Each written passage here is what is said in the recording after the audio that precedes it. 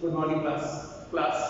अब तक हम लोग structure of atom, classification of element and periodicity in properties and molecular structure and chemical bonding, ठीक है, कंप्लीट कर चुके हैं, पढ़ चुके हैं। ठीक, बहुत से टॉपिक्स अच्छे हम लोग डिस्कस कर चुके हैं। Today we are discuss about state of matter, chapter number 5। Chapter 5 आज से आपका स्टार्ट होगा। ठीक है, फर्स्ट लेक्चर है चैप्टर नंबर 5 का। तो इस चैप्टर में हम लोग नीचे समझ आ रहा होगा स्टेट ऑफ मैटर, यानी कि वही सॉलिड लिक्विड गैस के अराउंड डिस्कस करना है, उनकी प्रॉपर्टीज के बारे में, उन पर किस तरह से अदर प्रोसेस है, किस तरह से फॉर्म वर्क करता है, उसके बारे में पढ़ेंगे। ठीक है, तो स्टेट ऑफ मैटर। अब वर्ड से आपका स्टेट ऑफ मैटर, मैटर आप लोग पढ़ चुके हैं, everything which is occupy space and volume. ठीक है, वो सब क्या है, मैटर्स है। मैटर्स के आपने 3 स्टेट्स भी पढ़ी है, solid liquid and gas. Plasma भी होती है, 4 है। वैसे आपसे इस समय जो है चैप्टर के अकॉर्डिंग 5 है। जो आपकी प्लाज्मा है वो सुपर हीटेड है, ऐसे सुपर कोल्ड एक होती है। ठीक है, सो 5 आपकी स्टेट्स है। तो सॉलिड लिक्विड एंड गैस बात करते हैं। सॉलिड लिक्विड एंड गैस, ठीक है, ये आपकी पूरी प्रॉपर्टीज है। सॉलिड प्रॉपर्टीज, मैटर्स जो आपको जनरली पढ़नी होती है। अब सॉलिड की एग्जांपल में लेते हैं, तो हमने हमेशा से ही पढ़ा है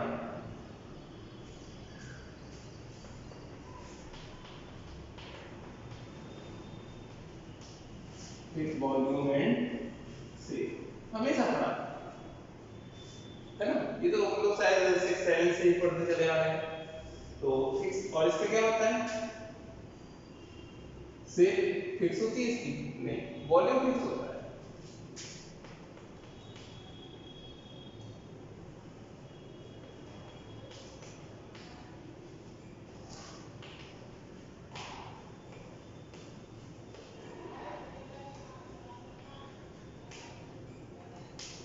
ठीक है, और इसमें दोनों में से कुछ भी नहीं चेंज करते।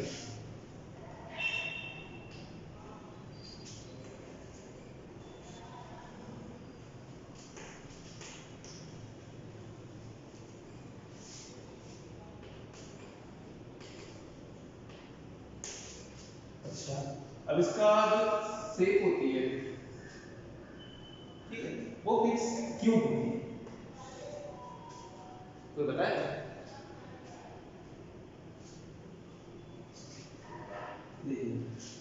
इसका क्या है, क्लोजली पैक्ड होते हैं molecules.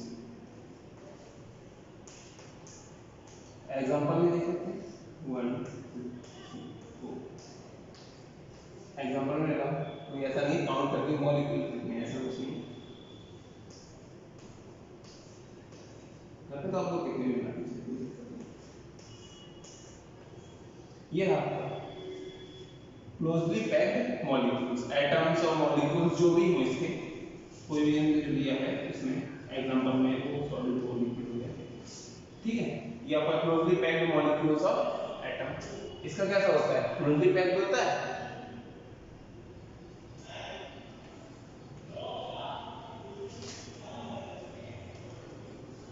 Laser than solid and higher than gas.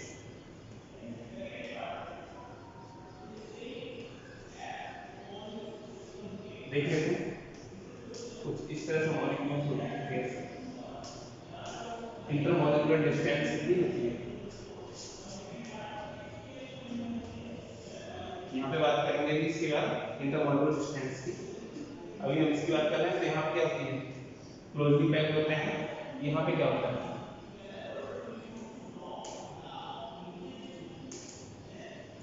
ये समझ लीजिए कि ये क्या है, आपका निविजिबल रहता है।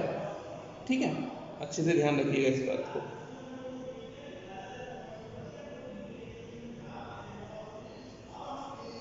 तो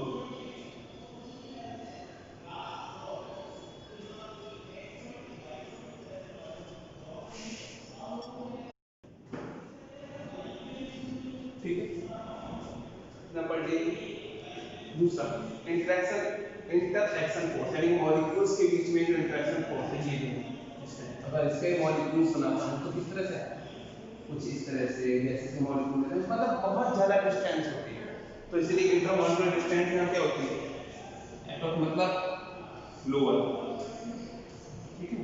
यहाँ पे क्या होती है, हायर देन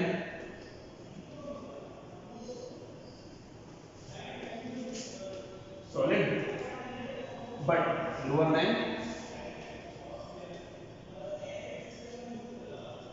गैस, ठीक है। सेम यहाँ पर क्या होता है बेटा, सबसे ज्यादा हाई होती है इंटरमॉलिक्यूलर डिस्टेंस, ठीक है। लिख दीजिएगा, जैसे मैंने यहाँ प्रोटीन पैक मॉलिक्यूल्स के बारे में बात की है, यहाँ फिक्स वॉल्यूम एंड सेट के बारे में बात की है, तो इतना ध्यान रखिएगा ये किसके बारे में बात है, इंटरमॉलिक्यूलर फोर्स, इंटरमॉलिक्यूलर डिस्टेंस के बारे में, ठीक है। अब इतना होने के बाद फोर्स प्रॉपर्टी की तरफ बढ़ते हैं।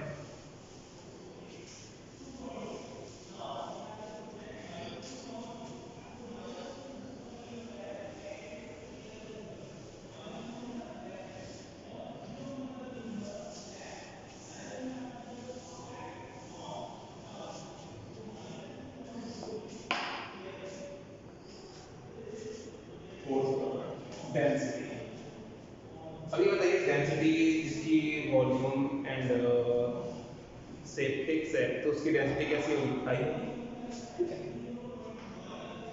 यहाँ पे डेंसिटी कैसे होगी, हाई, इसकी लोअर देन सॉलिड,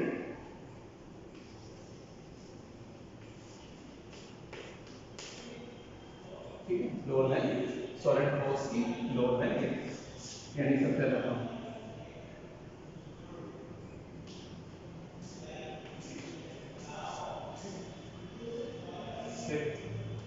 अब डेंसिटी आपकी हाई है, शेप और साइज फिक्स है, तो इसका मॉलिक्यूलर फोर्स जो इंटरमॉलिक्यूलर फोर्स वो ज़्यादा है, इंटरमॉलिक्यूलर डिस्टेंस कम है, ठीक है। तो अब ये बताइए जब इंटरमॉलिक्यूलर डिस्टेंस कम है तो उनको ब्रेक करने में एनर्जी की रिक्वायरमेंट कम होगी या ज़्यादा, ज़्यादा होगी ना, वही चीज़ है कि जितना इंटरमॉलिक्यूलर फोर्स स्ट्रांग होगा, जितना इंटरमॉलिक्यूलर फोर्स स्ट्रांग होगा, जितनी डिस्टेंस कम होगी उसको उतनी ही ज्यादा एनर्जी की रिक्वायरमेंट। सॉलिड्स हैं इंटरमॉलिक्यूलर डिस्टेंस कैसी होती है, बहुत कम, इंटरमॉलिक्यूलर फोर्स बहुत ज्यादा स्ट्रांग होता है तभी तो क्लोजली पैक्ड होते हैं, हाई डेंसिटी होती है, ठीक है, फिक्स वॉल्यूम एंड साइज होता है, इसलिए इसका मेल्टिंग एंड बॉइलिंग पॉइंट कैसा होगा, हाई।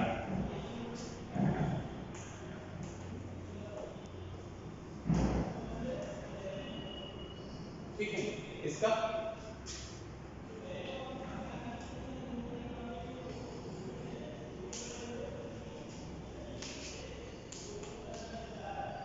इसका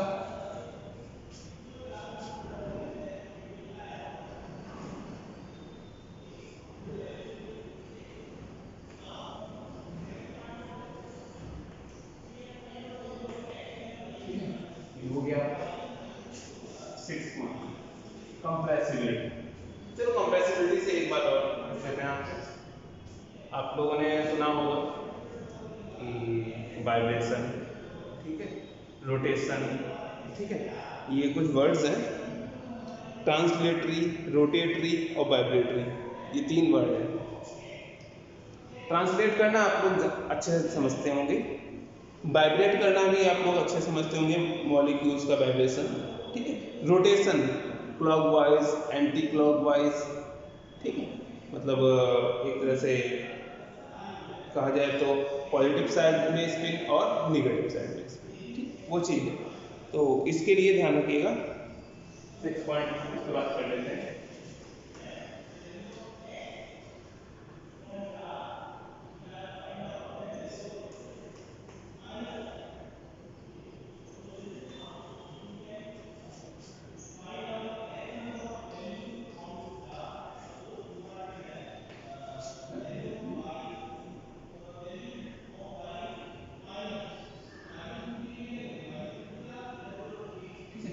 तो क्योंकि इसमें वॉल्यूम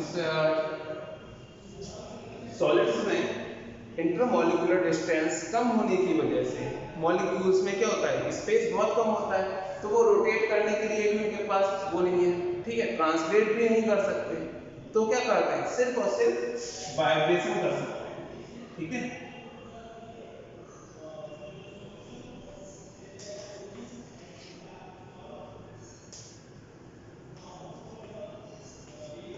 ठीक है, ध्यान रखिएगा, ट्रांसपोर्टेटरी एक्शन रहती है और वाइब्रेशन हो सकता है, वाइब्रेटरी क्या है, मॉलिक्यूल्स को वाइब्रेशन हो सकता है मॉलिक्यूल्स में, आप सोचें उसे ट्रांसलेट कर लें या रोटेट कर लें तो वो पॉसिबल नहीं, यहाँ पे पॉसिबल है, बट की कंडीशन में ये इसलिए बोल रहा हूँ क्योंकि मॉलिक्यूल्स बहुत ज्यादा फ्री नहीं होते हैं सॉलिड के कंपैरिजन में फ्री होते हैं, बट गैसेस से कम होते हैं, ठीक है, तो higher then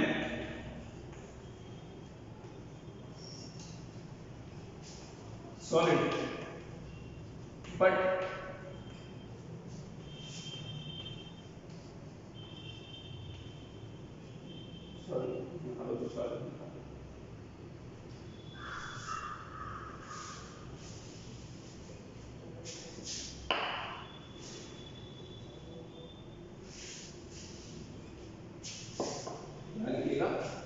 ट्रांसपोर्टेटरी and vibratory both are present,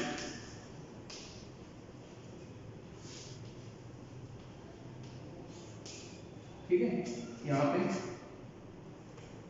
ट्रांसपोर्टेटरी and vibratory both are present idea,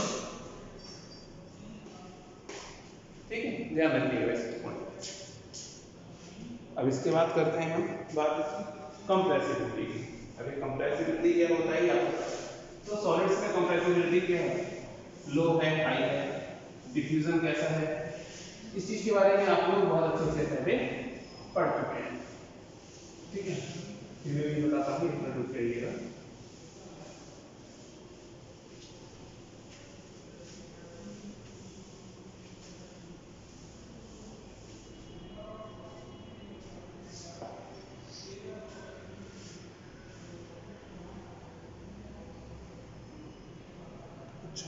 एक चीज और है ये बेटा कि अगर कहा जाए कि एनर्जी के बारे में कि मॉलिक्यूल्स किस मॉलिक्यूल्स के पास ज़्यादा एनर्जी रहती है, तो सॉलिड के पास सबसे कम रहती है, ठीक है, क्योंकि वो वाइब्रेशन के अलावा कुछ नहीं कर सकता, मूव नहीं कर सकता, मूव करने से क्या होती है, एनर्जी क्रिएट होती है। अगर आप सोचो एक जगह स्टेबल होके आप एनर्जी स्टोर करते रहो तो पॉसिबल नहीं है, ठीक है, मूव करने से, वाइब्रेशन करने से मॉलिक्यूल्स में एनर्जी क्रिएट होती है। कोलाइडेशन बहुत अच्छा एग्जांपल है उस चीज का कि मॉलिक्यूल्स जब मूव करते हैं तभी वो एक दूसरे से कोलाइड करते हैं, एनर्जी का ट्रांसफर कर सकते हैं, स्टेबल रहेंगे इसका मतलब क्या होगा, न्यूट्रल कंडीशन में, ठीक है, तो सॉलिड के जो मॉलिक्यूल्स हैं वो स्टेबल रहते हैं, एक ही जगह फिक्स रहते हैं, ठीक है, इंटरमॉलिक्यूलर फोर्स स्ट्रांग होने की वजह से क्या करते हैं, मूव नहीं कर पाते, वाइब्रेशन के अलावा दूसरा कोई रिप्रेजेंट नहीं कर सकते, इसीलिए क्या होता है कि सॉलिड के जो मॉलिक्यूल्स हैं उनके पास एनर्जी बहुत कम होती है, लीस्ट एक टाइप समझ लीजिए,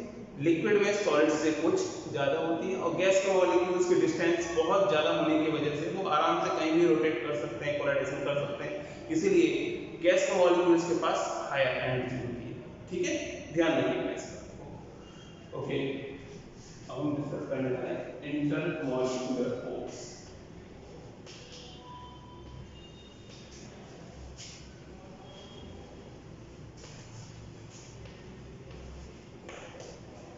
अभी इंटरमॉलिक्यूलर फोर्स क्या है,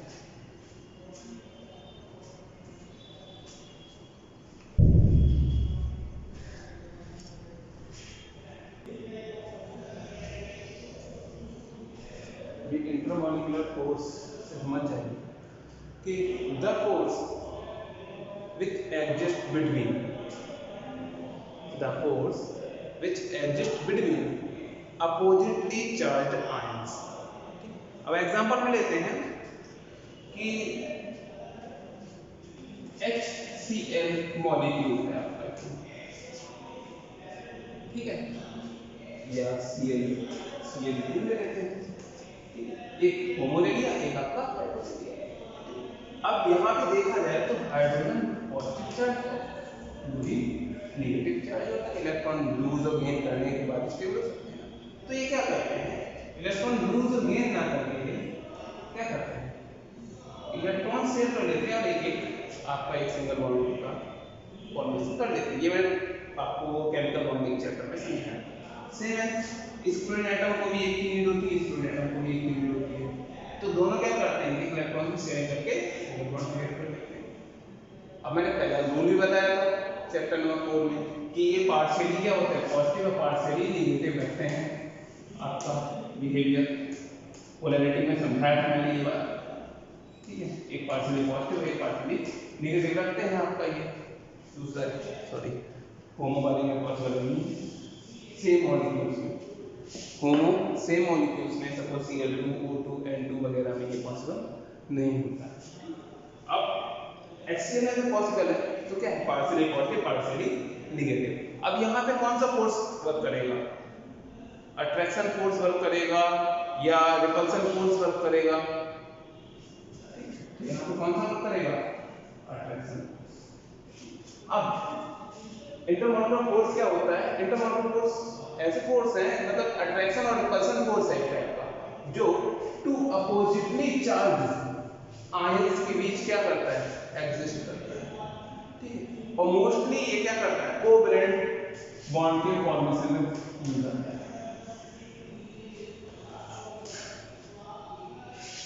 ध्यान रखिएगा, आयनिक में छोड़ दीजिए, जब आयनिक की बात ही नहीं करनी, हमें किसकी बात करनी है, कोवैलेंट बॉन्ड की। कोऑर्डिनेशन भी साइड में रखिए, हम बात करेंगे कोवैलेंट बॉन्ड की, जहाँ पे क्या होती है आपकी इलेक्ट्रॉन्स की sharing, one single double triple bond आपके यहाँ पे क्या है, सिंगल बॉन्ड्स आप। अब हमें सीधे डेफिनेशन बात की जाए तो डेफिनेशन इसकी क्या है कि the attraction or repulsion force which exists between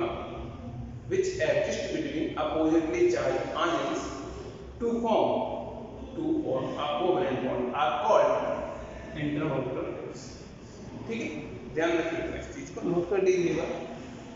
final notes आप लोग तो बना ही रहे होंगे, मेरा काम है बस टॉपिक्स आप सब करना, समझा लेना क्या है क्या नहीं।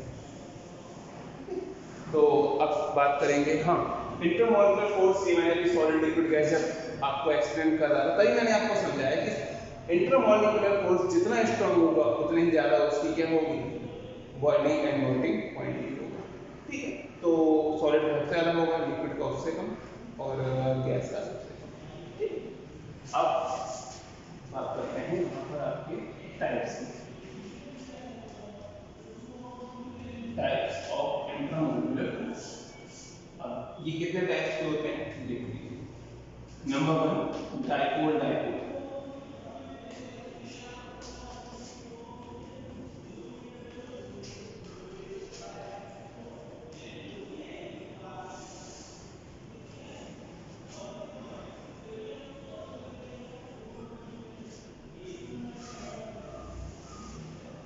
ठीक है। Number 2 dipole induced dipole,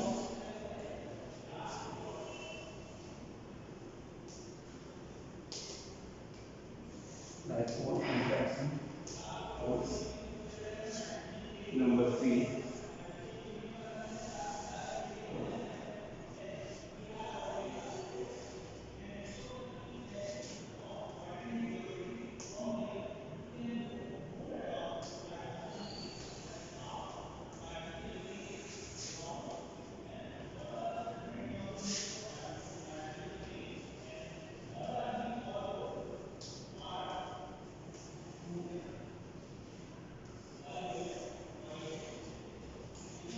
force, और कौन सा है बेटा, डाइपोल इंड्यूस्ड डाइपोल 4 हो गए, डिस्पर्सन फोर्स 5th वाला,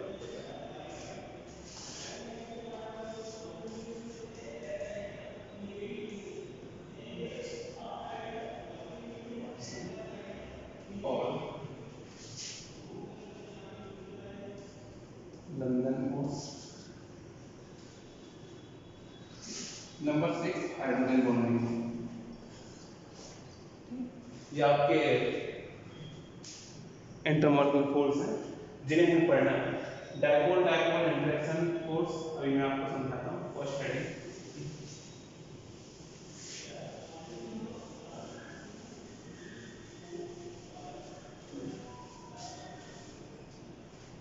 अब आपका डायपोल डायपोल इंटरेक्शन फोर्स ये क्या है? देखिए डायपोल डायपोल इंटरेक्शन फोर्स वहां पे आता है जहां पर आपके दोनों मॉलिक्यूल्स, एक पॉजिटिव चार्ज और एक negative charge. Like for example मैंने आपको HCl बताया, HCl बताया।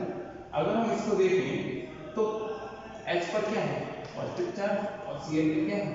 नेगेटिव। ठीक है, हमें डायपोल से, मैंने फोर्थ चैप्टर में आपको समझाया डायपोल मींस क्या होता है। डायपोल मींस पोल्स पर, एक पोल पे आपका पॉजिटिव यानी कैटायन, सेकंड एक साइड पे आपका कैटायन, एक साइड पे आपका एनायन। ठीक है, ऐसी कंडीशन जहां पे एक दो एलिमेंट जो मिलकर बने हैं, जिसने केमिकल बॉन्ड बनाया है, उनका पार्शियली या किसी भी तरह से क्या हो, पॉजिटिव आ जाए और दूसरे पर नेगेटिव आ जाए, तो वो क्या होंगे? आपके डायपोल्स मॉलिक्यूल्स होंगे। HCl उसमें समझाया था, H पे क्या है, और अभी भी बताया था पार्शियली पॉजिटिव आता है, Cl पे पार्शियली नेगेटिव आता है। इसका मतलब ये क्या है? डायपोल डायपोल इंटरेक्शन फोर्स का एग्जांपल कि अगर इसके एग्जांपल की बात करें, H ने अपना इलेक्ट्रॉन लूज कर दिया तो H पे पॉजिटिव, Cl ने अपना इलेक्ट्रॉन गेन, H का इलेक्ट्रॉन गेन कर दिया तो उस पे नेगेटिव, तो इस पे क्या हो गया? आपका डायपोल डायपोल इंटरेक्शन फोर्स यहाँ पे आपका हो गया। इसको दूसरे वर्ड्स में कहा जाए तो, दूसरे वर्ड में कहा जाए तो ऐसा है कि इस टाइप का इंटरेक्शन फोर्स पोलर नेचर के मॉलिक्यूल्स, जिन मॉलिक्यूल्स के पास क्या होगा? पोलर नेचर होगा, यानी कि जिनमें कोवैलेंट कंपाउंड को ब्रेक करने पर क्या आ जाता है? पार्शियली पॉजिटिव और पार्शियली नेगेटिव चार्ज आ जाता है। वही क्या होंगे? आपके डायपोल डायपोल इंटरेक्शन फोर्स से। ठीक, जैसे HCl और कहा जाए तो H2O, इस तरह के मॉलिक्यूल जहाँ पे आपका ब्रेक करने पर कैसा जाता है? डायपोल डायपोल इंटरेक्शन फोर्स आता है। नेक्स्ट जो आपके इंटरेक्शन फोर्स हैं या मॉलिक्यूलर फोर्सेस हैं वो मैं आपको नेक्स्ट लेक्चर में समझाऊंगा। Okay, thank you.